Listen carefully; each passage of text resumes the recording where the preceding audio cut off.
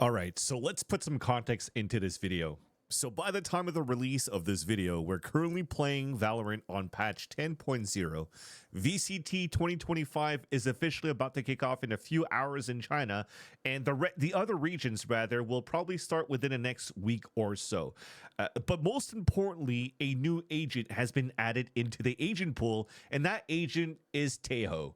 And quite honestly, I believe, just like a lot of people, that Tejo is quite good and overpowered upon release and will most likely be a must pick for the teams that are currently playing in kickoff and in pro play going into 2025 if there's no changes or tweaks happening into or hot fixes going into Tejo from now on. So if you're not picking Tejo, I think you're falling way behind and you might not even be able to qualify for Bangkok, Thailand, which is the first position of Masters or the first spot for Masters. But the reason why I think Tejo is so overpowered or so good, I wouldn't say he's overtuned, because if you're playing Single Initiator with Tejo, he's not the best. But if you put the right agents around him, he's going to be so good. But to be able to have basically a Skydog, a mini Brimstone ult, a neon stun, and on top of that, an Oppenheimer hydrogen bomb as a post-plant space creation, whatever you want to call it, type of kit. It's just way, way too good. And especially when you're looking at those missiles or a salvo, it refreshes every 40 seconds. So you can actually do that mini Brimstone ult every 40 seconds. So defaulting with this agent is going to be very, very good.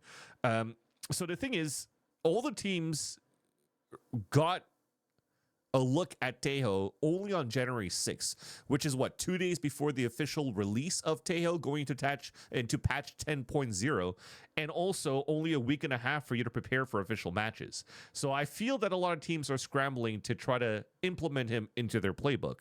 But I also, on the other hand, want to theory craft that you don't have to change around too much into your strat book if you want to implement Tejo into your composition and still have a very similar approach into your maps. Actually, I think even better approaches on your map, such, for example, as you can see here on Lotus, because I believe that Tejo is a much better breach in general. And the reason why I say that is because there's just too many areas to hide behind here for Lotus in the sites, that the breach flashes aren't the best. And breach is definitely used a lot here for his stuns and aftershock. And you could do a lot of that already with different agents. And also the space creation is huge with Tejo. And he's going to be a good replacement into that. So what I'm going to try to do here is, watch a couple of rounds where Leviathan sets up their anti-eco defaults against Team Heretics here for the upper round 2 of Champs in 2024. And I want to do a side-by-side comparison with Valoplant with an agent or a composition that I want to cook up with on Lotus that includes Tejo, and the result is still fairly similar to what Leviathan's currently achieving here in their anti-eco. So let's start off with the first one here in round number 14, where Leviathan just won pistol round. So what they're going to try to do here is throw this haunt immediately on the top of C. So you see both initiators kind of just hanging out here with this raise, and off that one single haunt and nothing else being shot or utilized here from the side of Heretics, well, Leviathan probably thinks that there's going to be some sort of trap play that could potentially be set up here towards the C site. So what they'll do here is they're going to have, Calm move forward, throw this Prowler across, and when he throws the Prowler, it engages now Heretics to set up the trap play. So you see now the util being thrown. So they tried to go for a C's nade, a Paranoia, and then it gets immediately punished by Aspas because Calm fell back. So they play outside of the range of the Heretics utility, and now you have nothing left for the defensive side to hold within C. So now they could just use their own utility on the attack side. They have better weaponry, and they could just move in, scale up, go for the execution, go for the picks, and of course, eventually, spoiler alert, they've won the round here and the anti-eco. So let's have a look at that here now in our setup. And I want to use this this window instead, excuse me.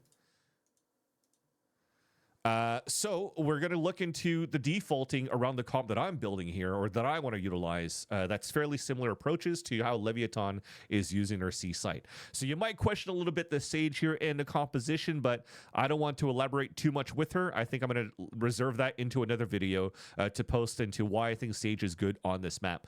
But let's focus on the rest, right? Instead of having both initiators with this raise, I have my Tejo starting off on the A side. And the reason why I do that is because his missiles or the salvo is way too good at the beginning of the round to just immediately break the baby door by one simple rocket being deployed from this area, and the other one is like an annihilator of Cypher or KJ utility in front of the B side. Tejo in himself is replacing Breach and also eliminating all the sentinels that are hard anchor sentinels on the site on a map of Lotus. So again, I think he's just a must pick on this map. But let's look back to, and let's think back to what was happening at the beginning here for Leviathan, right? So you had your Fade, Calm, that went for a haunt. There's no information that's being gathered, and nothing's being utilized on the defensive side. So what he's doing here is he's just going to pull out this Prowler and just basically make it float towards the back here, and he's trying to bait out util. What would happen though if there was actually a flood of util that was coming through and they actually wanted to fight back against the push on the defensive side? The advantage that you now have instead of a Breach is having now your Astra, you have your Fade, and you have a Sage on top of that that could, you know, throw slow orbs around the area. You could actually go for a concuss just like a Breach at the very beginning. Go for a seize if you want to, even at the top of mound, and then go for the paint shells and fight. So there is still a plethora of utility that you could fight back and utilize against a push here on the defensive side. Of course, it didn't happen in that very moment, but again, by losing a Breach, but by still having this composition, you could still do this a similar thing in terms of selling the bait of utility over on the C side, and off the bait of utility, decide how you want to fight back, or if you want to fall back in that case on the second side. But you saw here from that video that they wanted to continue to push forward and fight through, and you could do this around utility on top of that at the same time. So let's clear everything here, and I want to look at a second example right now, actually, on the on another positioning from Leviathan, still the same, against Heretics on an anti-eco, but the approach from the defensive side was a little bit different here from Heretics. And how does Leviathan react on that? So very similarly at the very beginning here, you throw this haunt, but the thing is the haunt is going to be thrown a little bit deeper, and because you also have this one-way smoke that's being thrown on the defensive side, then it adds the extra fault line here that Mazzino actually utilizes here to even stun Miniboo. Of course, on the side of Leviathan, they don't know that they stun players in that process, but this haunt that lands down is good enough.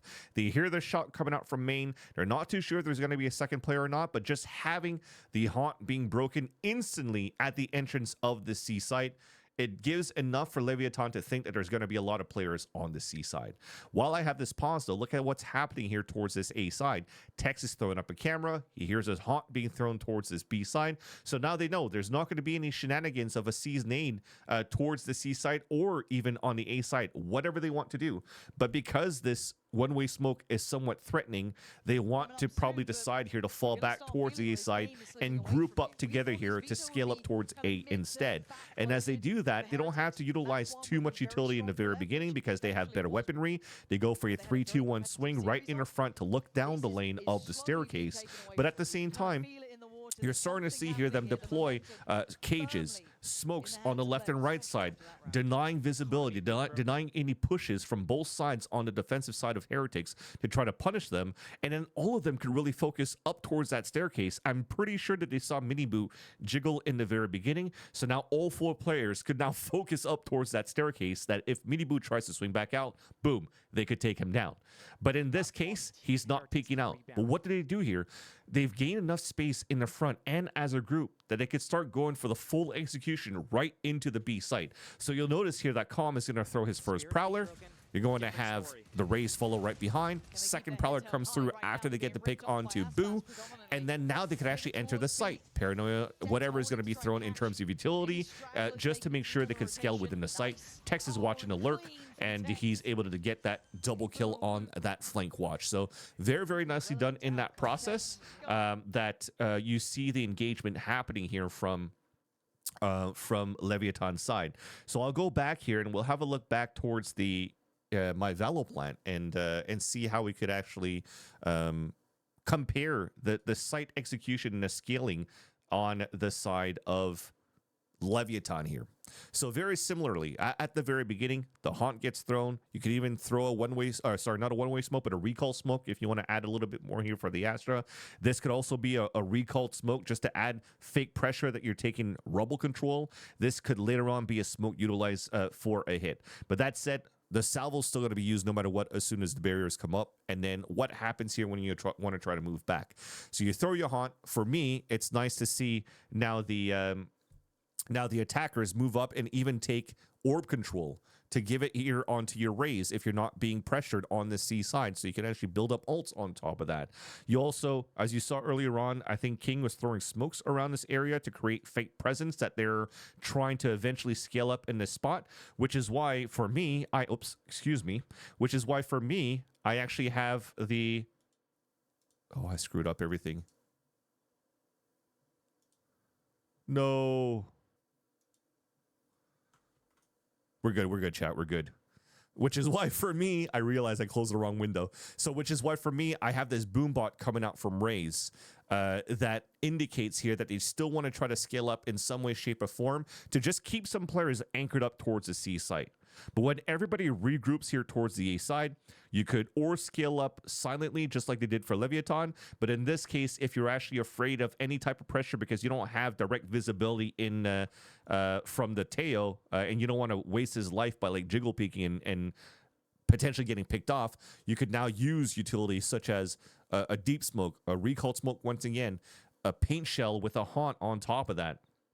And you'll also notice here that I have this little dot and a circle. This is the actual indication of the Tejo drone.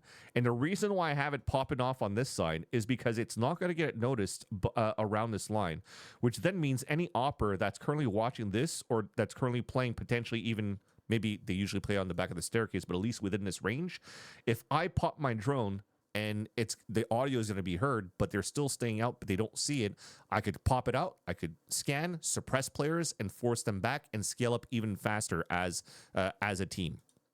So that said, utilities now being utilized to take control of rubble. You could scale up in the same way right after, and even on top of that, heavy 3-2 pincer maneuver. But when you go for your actual site execution, you saw how late the paranoia in the smoke came through. So the opportunity and the advantage of having the Astra now is you could go for instant smokes. The rockets also prevents players from pushing out on the top of heaven, which then you saw Aspas die instantly from the top of heaven when he was moving through. Well, these nades and the slow orbs from the Sage will not allow anybody to push out, and you could actually almost even have a 5-player full site take going into the site. I feel that Tejo in general is going to force a lot of teams to play off-site and play 5-player retakes. We're almost going to see like a chamber fade Rays meta from back when Chamber was like super OP with 2 TPs, where it was a lot of 5-on-5 site hits and 5-on-5 retakes back then, I think in like 2021. So I think we're going to start seeing that a little bit more. The game's going to slow down a little bit more, and you're going to start seeing a lot of team fights on these post plant scenarios. And speaking of post plants, after you go for this, you still have so much utility in the very end to play for delay, to play for util, to prevent players from pushing out, and then just having players in a buddy system on top of that to win towards the end. So that's another big plus of having here a Tejo in your composition, and also, of course, other agents around to, support him, and also still allowed to create good concusses outside of a breach fault line, which I mentioned before is super good still on a map like Lotus. But the rest of the kit, maybe not the best here for Lotus. One more example I wanted to use over here is going into round number 20 of champs. Another, I won't necessarily say anti-eco, because you still have rifles coming out here for heretics, but 2 guardians, a weaker buy, but nonetheless the premise is still there that they're setting up here anticipating a lower buy from heretics, and that heretics want to be aggressive out of that. So what does Leviathan do? Same thing. The defaulting that they have, the condition that they have through is that fault line, in that fault line rather, and the haunt being thrown towards the C side. And at the same time here, as soon as Tex throws his camera up towards the A side, it gets instantly shot.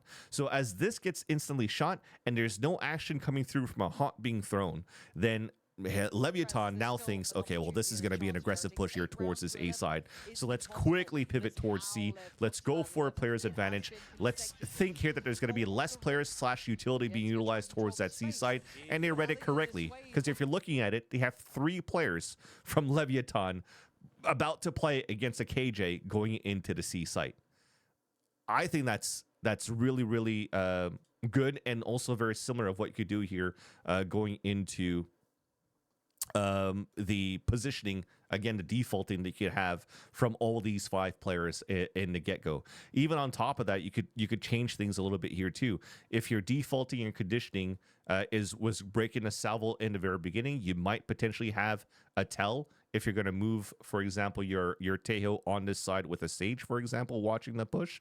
But the Tejo to move in with the rest of the team, if he's going to start activating, util on this side, and your recall smoke baits out the utility from the A side, well, the salvo is going to be very good to clear KJ utility on top of that, and even clear out towards pillar when the rest of the team wants to execute towards the C side. So again, it's a short video. There's a lot that I could put into this, but I just wanted to go into the surface level that Tejo is going to be still very good, or not still very good. He's going to be very good to use at the very beginning at the VCT official matches. He's going to replace an initiator, and it gives you an opportunity now as a team to play double initiator, play double sentinel, play double duelist even if you want. I think even on some maps, instead of Raze, you might start seeing Yoru a little bit more as well. And Tejo allows for you to cook a little bit more. So his kit is so complete that you could actually min-max a lot different types of appearances around your compositions and still get great value out of it. So that said, I want to thank you for watching this video. I hope it was informative, and let me know what you think. Did I overcook with a Sage in this composition as well, or also am I overselling Tejo in the composition here for VCTs in 2025? Let me know what you think, and I'm looking forward to reading your comments. Peace out, everybody.